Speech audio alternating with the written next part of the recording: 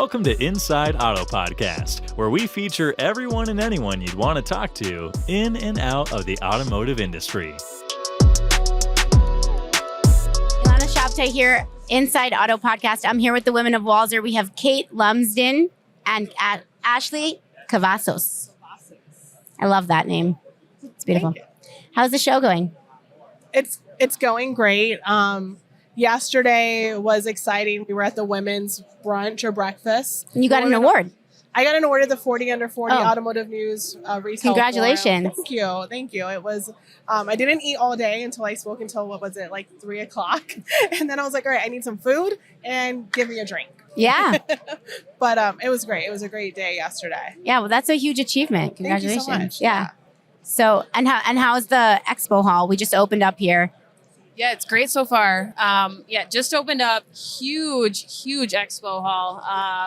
I've been here many years, but I think this is probably one of the largest ones I've seen to date. So we're just getting started with some of our incumbent vendors and checking out a few new ones. So it's always exciting to see what people do. They really pull out all the stops with these booths. They're insane. Yeah. We like to go the humble route. Yeah. What are you looking for specifically? Or are you just shopping and seeing what's out there just to learn what's new? Or is there something specific that you're really focusing on? I wouldn't say there's anything specific. And we like to see what's going out there. Yeah.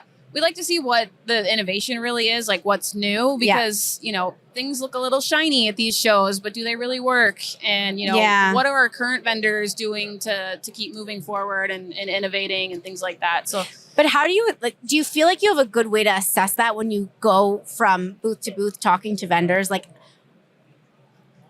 I don't know. Director of digital performance. Yeah. How do you, you're looking at all these things, everything can look really good, but then how are you going to assess it? Is it like you have to just kind of trust it, or do you have a specific process that you feel like helps you decide if it's the right move? Yeah, so typically what we do is, we're walking the floor. Today is the first day of the expo hall, so the buzz is high. Everybody's got their energy up. So we start kind of figuring out what does everybody have going on. Yeah. Then we typically do our follow-ups on Saturday and Sunday. And that's kind of when, if I see something, I'm pulling Kate in, right? So something that's different than probably most automotive groups is they have an internet director that's typically marketing and digital. But that's one of the great things about what we have with our partnership is Kate is the director of marketing. I'm the director of digital performance. So we really have to stay close to what we're doing. The traffic that she's driving to the stores, I need to understand, and vice versa. She needs to know what I'm doing with that traffic when she gets it to the stores. So typically that's what we'll do. We'll walk the floor, find something that looks really cool, get the other person's mind. Usually we're not deciding at NADA, right. But one of the other great things is you have all of your vendors out here, right? So you can talk to them and go hey, I'm talking to this product. I want to understand, how do you work with it, right? What's the integration look like? We come to Auto Lead Star. I mean, that's what makes so special though, because you're constantly thinking about how can I integrate and consolidate and make sure all my people are talking to each other so that I'm not creating a mess. You're leading in that space for auto.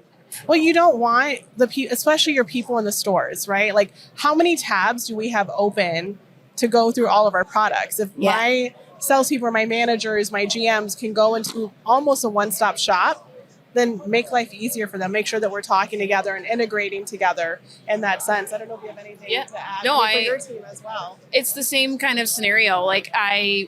I'd rather simplify for all parties. It's the tools we're using, but it's also look at our accounting department. The less people we have to pay, make it into the same tool, and then everything can talk to each other. Just like our tools build on each other with Auto Lead Star. I mean, that data stays in one place. We can use it for a lot of powerful things. And then the other part of it is just developing a really good BS meter. You kind of know, I love that. I know that that's you can't do that. That's a very important thing to have here. Yeah, you develop that over time. Everybody. No, you don't. You don't integrate with that person. Nobody does. But do you just brush it off, or do you challenge them? I'll challenge them. Good for it depends. you. Good for you. It depends on the vendor. If I really want to understand their tool, I'll push them because I want to know what it's capable of. But if they're clearly out of their depth, I just kind of move on with my day. So it's good advice. Are they a badge scanner, or are they what are we doing here? Yeah. Interesting. Okay, so let's wrap with what you think we're going to see in automotive this year. It doesn't have to be about marketing specifically. It could be about inventory or anything that you really feel would be the predictions for this year. That's such a broad question. It's going to be an interesting year. I mean, there's a lot of concern around where the market's going, inventory levels, the economy. So there's interest a lot rates, of things. Yeah, exactly. So I think a lot of dealers are looking at their overall cost and understanding how we can manage it and be efficient. We've always done that at Walser. So frankly, I'm not as worried as some might be because we're on a really lean operation. We don't, we're not unresponsible in any area. So I think it'll be less of a challenge for us. But I think at a broader scale, a lot of people are going to be looking at, is this vendor worth it? Really diving into the data and saying, this, I want to keep this tool or I don't want to keep that tool. So anything that can help us be more efficient is going to do well. And then just, they're going to have to reassess. So it's a little scary for vendors on that side of it too. So you got to step up your game and make sure that you can prove your value. Yeah, that's great. Any other insight? Yeah, I mean, I think for me, on the operational side of it, is it's been kind of easy for us the past 2 to 3 years. Yeah, it's been the dream for automotive dealers, right? Totally. So you have salespeople, depending on your turnover rate, you have salespeople that have been doing this post-pandemic. You're right. They don't truly understand what selling cars is. It's been a lot of order taking. So that's something for me is my huge undertaking this year is revamping our digital and our showroom process. We're still one point of contact. That's not changing, but just how are we responding to our customers? What does that experience look like for them? And are we meeting them where they are? And are salespeople being efficient with it as well? So yeah, I mean, you could be one price, one person, but you still need to get that person in the door and choose your brand. And I think you're absolutely right. The past year, 2 years has been a breeze for automotive. And so it's going back to the roots of how do we build brand loyalty? How do we stay competitive? How do we make sure that customers are choosing us? So I would love to see that, in 2023, how that's going to change. Yeah. It's going to be an interesting time. It's interesting for salespeople as well. Depending on your model, we're fortunate.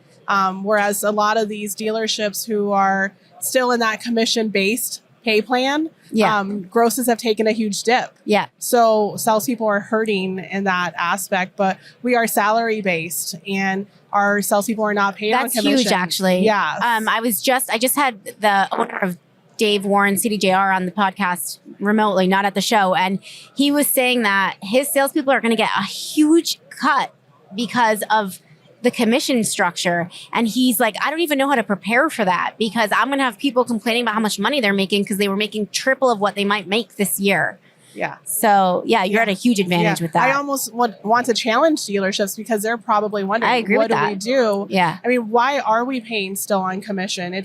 We want to change the industry. We want people to be customer centric. But when you're worried about grosses, and I'm probably going to ruffle a lot of feathers with this, but you can still make a good living on a salary-based, non-commission pay plan. It also just affects culture, right? Yes. Like you'll get people that aren't hustling or bad. It just cuts out bad deals or bad culture. So I think that's also, it will just lead to success in other ways. Yeah. It's going to awesome. Well, you guys are just killing it. So thank you so much for joining us. Yeah, thank you. Inside Auto Podcast. Yeah. Awesome. Thanks for listening to Inside Auto Podcast. Check out our other episodes with top entrepreneurs and industry leaders.